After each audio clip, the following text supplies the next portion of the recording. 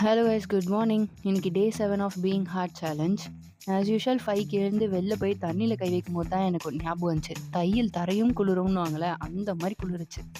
டடா! எப்படி ஒரு குட்டி டிரான்சிஷன். இந்த மாதிரிலாம் டெய்லி யோசிக்கிறேன், ஆனால் அது நல்லா தான் வர மாட்டேங்குது. அப்புறம் இப்போல்லாம் சன்ஸ்க்ரீனும் மாய்ஸ்சரைசரும் ஸ்கிப் பண்ணுறதே இல்லை. முன்னாடிலாம் சோம்பேறித்தனம், இதெல்லாம் ஏன் போட்டுக்கிட்டு அப்படின்னா தேவைப்பட போகுதுன்னு விட்டுருவேன். அதெல்லாம் போடலன்னா அப்புறம் மூஞ்சி வந்து சுண்ணாம்பு அடித்த மாதிரி அங்கங்கே வெள்ளையாயிடுது இந்த குளிருக்கு. இந்த வாட்சுக்கு கூட ஒரு பேக் ஸ்டோரி இருக்குது. ஸ்டெஃபி அக்கா வந்து ஹாலோவின் டைம்ஸ்ன்னு போடுவாங்களே, அப்போ வச்சேன் இதில் ஹாலோவின் தீமை. அதோட அது செத்துருச்சு. இப்போ தான் சார்ஜ் போட்டு உயிர் கொடுத்துருக்கேன் அதுக்கு. அப்புறம் டைம் ஆயிடுச்சு. என் தங்கச்சியை கொண்டு போய் மெயின் ரோட்டில் விட்டுட்டு அதுக்கப்புறமா நான் வந்து ப்ராக்டிஸ்க்கு போனேன். போகிறதுக்குள்ளே 5 மினிட்ஸ் லேட் ஆகிடுச்சு. ஆனாலும் ரிபப்ளிக் டேக்கு செம்மையாக டெக்கரேட் பண்ணியிருந்தாங்க. இதை விட மோசம் என்னன்னு பார்த்தா, உள்ளே ஃபுல்லாக குப்பை போட்டு வச்சுருக்காங்க. நடக்கவே முடியல. நடக்கவே முடியாத ட்ராக்ல எப்படி ஓடுறது? ஆனாலும் உள்ளே ஒன்று பண்ணியிருக்காங்க, காட்டுறேன் பாருங்க. ஒருத்தரோட மியூசிக் கான்சர்ட் நடக்க போகுது. இது எப்படி இருக்குது, இது யாருதுன்னு கண்டுபிடிச்சி சொல்லுங்கள். அப்புறம் வெளியில் வந்துட்டு ஷார்ட் புட் போடுறதுக்காக இடம் பார்த்து போட்டுட்டு இருந்தோம்.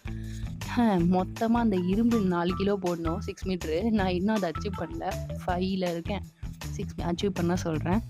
எங்கள் அம்மா வீட்டுக்கு வந்ததும் தை கிருத்திகைக்கு ஒரு அழகான கோலம் போட்டிருந்தாங்க. அதையும் வீடியோ எடுத்துக்கிட்டு முடிச்சிடலான்னு சொல்லி தான் உள்ளே போனேன். சாவியை மாட்டும் போது தான் பார்த்தேன் கேலண்டர் வந்துருந்துச்சு. அப்படியே கடகடன்னு ஓடி போய் எனக்கு தேவையான நாட்கள் எல்லாம் இந்த முட்டை போடாமல் என் கை பரப்பரன்னு இருந்துச்சு. இந்த 1 மாதமாக இந்த கொஞ்சம் மேலே மாட்டிருக்கலாம், எழுந்துக்க தான் கால் வலிக்குது. அதுக்கப்புறம் நேற்று தான் என்னோடய ஓய்வு நாளாச்சே. இந்த பூ ஒன்று பண்ணி வச்சேன், இந்த ஃப்ளவர் வேஸு. அந்த பாத்திரம் கொஞ்சம் கரையல்னு இருக்கும், அது பித்தளை, அதை விட்டுருங்க.